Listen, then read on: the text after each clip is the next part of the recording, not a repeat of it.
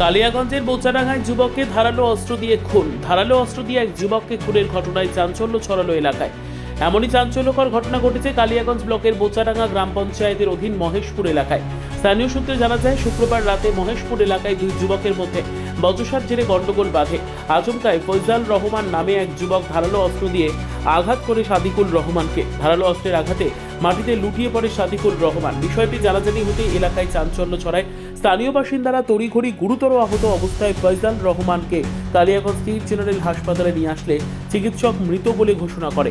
ঘটনার খবর পেয়ে হাসপাতালে ছুটে আসে তৃণমূল ব্লক সভাপতি নিতাই বৈশ্য, পঞ্চায়েত সমিতির সভাপতি হিরণ্ময় সরকার, ব্লক যুব তৃণমূল সভাপতি সঞ্জয় বর্মন সহ তৃণমূল নেতৃত্ব। ঘটনার খবর পেয়ে ছুটে আসে কালিয়াগঞ্জ থানার পুলিশ। ইতিমধ্যে অভিযুক্ত ফৈজাল রহমানকে আটক করে কালিয়াগঞ্জ থানায় নিয়ে আসে পুলিশ।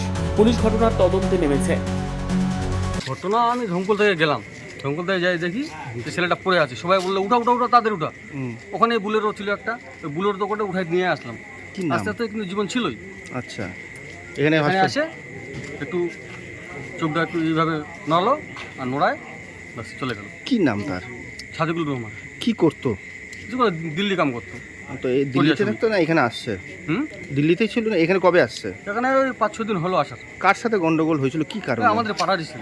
কি নাম তার? নাম ফয়জা রহমান। ও কি কারণে গন্ডগোলটা হলো? ছেলে কিভাবে যে গন্ডগোল হয়েছে কেউ বলতে পারে না, কিন্তু আচ্ছা, এর সঙ্গে যে শত্রু থাকবে কারো আমি ভাবতে পারি না। তারা কি একসাথে আড্ডা গল্প গুজব করতো? আড্ডা গল্প করতো।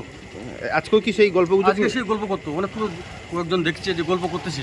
আচ্ছা, পাড়ারই কয়েকজন দেখছে যে গল্প করতেছে ওখানে। তো আচমকায় কিভাবে মারলো? চাকু দিয়ে মারছে, ধারালো দিয়ে। তো যে অভিযুক্ত সে কোথায় এখন? সেটা পুলিশ ধরে নিয়ে আসতেছে বলে থানায়, ওর বাবাকেও নিয়ে আসছে। ব্যুরো রিপোর্ট, উত্তর বাংলা সংবাদ।